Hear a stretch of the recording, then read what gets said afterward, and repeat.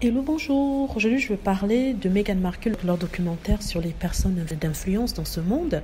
C'est un documentaire qu'ils vont produire et qu'ils vont mettre sur Netflix, enfin, qui sera sur Netflix en décembre. Il s'agira de 7 épisodes. L'un des épisodes sera consacré à Jacinda Ardern, qui est la première ministre néo-zélandaise. Il y a quelques jours de ça, le Daily Mail avait annoncé en grande pompe que Jacinda Ardern s'était éloignée de Sussex parce que son cabinet avait dit en fait que l'épisode dans lequel elle avait participé avait été fait avec la fondation Nelson Mandela, n'est-ce pas?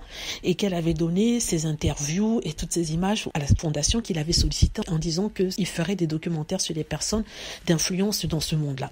Elle dit qu'elle n'était jamais en contact avec le camp Sussex et qu'elle a appris comme tout le monde que c'était produit par les Sussex. Ce communiqué est paru dans la presse, mais ce que la presse a oublié de mentionner dans son article, c'est que l'équipe de Jacinda Ardern a ajouté « Nous soutenons la fondation Nelson Mandela et nous soutenons sa décision de faire ce qu'ils veulent de ces images. » Ça veut dire que peu importe qui l'utilise, que ce soit Meghan Markle ou une autre personne, tant que c'est la décision de la fondation, il n'y a pas de problème. Vous voyez la différence, ça n'a pas été mentionné dans aucun des tabloïds en Angleterre. Ils ont voulu faire passer ça comme une sorte de poignard planté dans le dos de Meghan Markle du prince Harry par Jacinda Ardern. Pourtant, il est tout autre.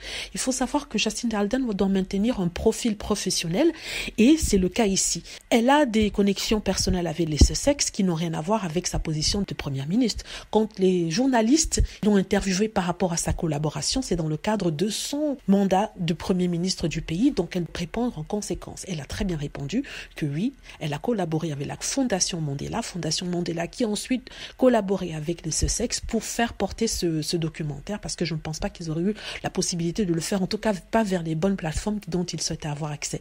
Meghan Markle et Harry sont des producteurs de cela et l'ont proposé sous leur compagnie Archewell à Netflix qui a accepté. Donc vous voyez la façon dont c'est reporté. Pourquoi on sait en fait que ce paragraphe-là est ajouté? C'est parce que le Guardian, qui est un journal normal, pas un tabloïd, a publié le communiqué de Jacinda Ardern tel qu'il a été donné, c'est-à-dire qu'il n'a pas été tronqué. Vous voyez la malhonnêteté des tabloïds ici. Donc on a des tabloïds qui montrent une partie du communiqué de Jacinda Ardern et qui ont conclu que oui, elle essaie de se distancer des Sussex, alors que ce n'est pas le cas. On a le Guardian, qui est un journal sérieux de la presse anglaise, qui dit en fait voilà ce qui s'est vraiment passé. Jacinda Ardern, en tout cas son équipe, soutient vivement le documentaire qui est maintenant produit par Harry et Meghan et la fondation Nelson Mandela, qui d'après elle fait ce qu'elle veut avec les images qu'elle leur a données et sa collaboration. Voilà, je voulais vous dire ça parce que vous voyez en grand titre partout, oui, Jacinda Ardern s'est distancée des Sussex, il ne veut plus rien avoir avec eux. C'est complètement faux.